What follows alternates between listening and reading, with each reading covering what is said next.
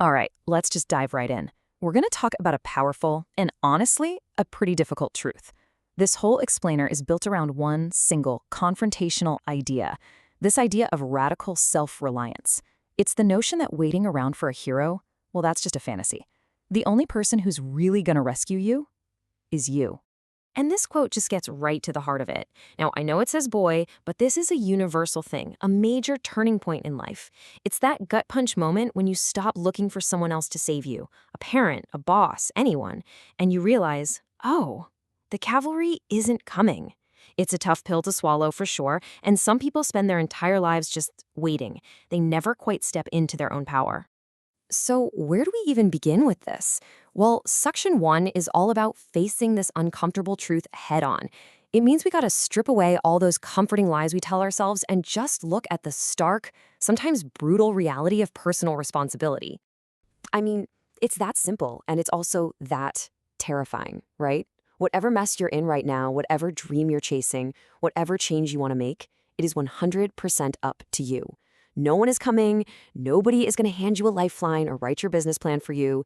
The core message is this: you are the architect of your own life, for better or for worse. And look, this isn't even about huge dramatic events. It's really grounded in all those little daily choices that end up defining our entire future. I mean, think about it. Nobody's going to force you to get off the couch and exercise. Nobody's going to tell you to apply for that job you're scared of. And this is the big one. No one else can do the hard, internal work of healing whatever it is that broke you. So, if no one's coming to do it for you, what's the solution? Well, the concept is called parenting yourself, and it's exactly what it sounds like. You have to become your own parent. You're the one who has to set the rules, enforce the discipline, and push yourself to do the hard things, especially when you don't feel like it. This is the engine of self-reliance. But here's the catch, and it's a big one. Once you decide to actually parent yourself and take this path, there's an immediate and often painful consequence. You will, at least for a while, have to walk alone. This really just nails the paradox of growth, doesn't it? To become exceptional, you have to be an exception. And by definition, that means you have to step away from the crowd. You know, if everyone around you is cheering you on for every little thing, you're probably not pushing the boundaries far enough. Real change, it usually happens where it's kind of lonely. And here's the choice laid bare. On one side, you've got the pack. It's comfortable, you get social acceptance, and you get the ease of just staying the same. But on the other side, that's the path of the exception. And yeah, it might mean loneliness. It'll probably mean being misunderstood for a while, but it is the only path that leads to real, meaningful growth. There's actually a name for this tough transition period. It's called the messy middle. It's that painful chapter where you don't really fit in with your old friends anymore, but you haven't quite found your new tribe yet. You might feel ostracized, you're going to doubt yourself, but it is so crucial to understand that this lonely chapter is a non-negotiable part of the journey. Almost every single person who has achieved something great has had to walk right through it. So this brings us to the most critical part, the how. What do you actually do on that lonely path?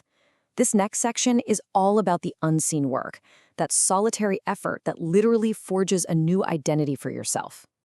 This is the mindset. This right here. The real work, the stuff that actually matters, is done when no one is watching. When there's no praise, no validation, no one to hold you accountable. The motivation has to come from inside. It's just you, alone in the gym, alone with your thoughts, alone with that person in the mirror, forging strength in complete solitude. So how do you actually do this? Well, the path laid out is pretty clear. First, you go dark. You just kill the noise, shut off the distractions from the outside world. Then, you have to actively choose to be alone, to let your mind get quiet. Because it's in that quiet space that you can finally face yourself without any excuses and get brutally honest. And it's from that silence, from that truth, that you can finally start to uncover what your real purpose is. Here's a really powerful way to think about it. In all of that unseen, solitary work, what you're really doing is piecing together a new version of yourself, a stronger, more resilient, purpose-driven creation. You're building your own Frankenstein's monster. It's built in the dark so that it can thrive in the light. And all of this lonely, difficult, unseen work, it all leads to the final, profound payoff. And it's probably not what you think. It's not about getting famous or rich. It's about becoming the hero you were always waiting for.